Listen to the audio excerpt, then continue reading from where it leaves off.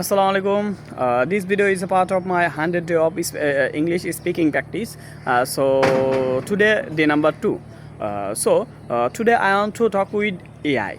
AI is a artificial intelligence. So day by day it will increase. So as a developer, I need to worry about this matter, and I need to talk with you guys.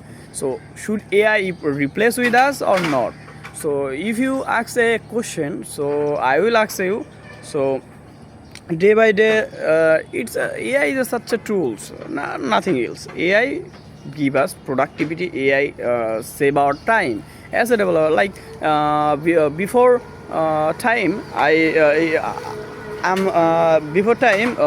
How many time do I need to complete any project? Like if I give you the example.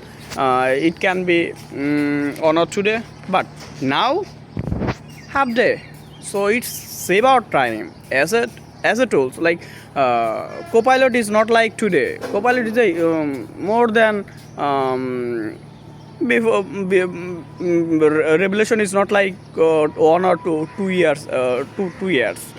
So day by day AI product will increase. Day by day our technology will be increased. So as a developer, you should increase your skill. Not like no need to worry about AI replace human. It's not like that.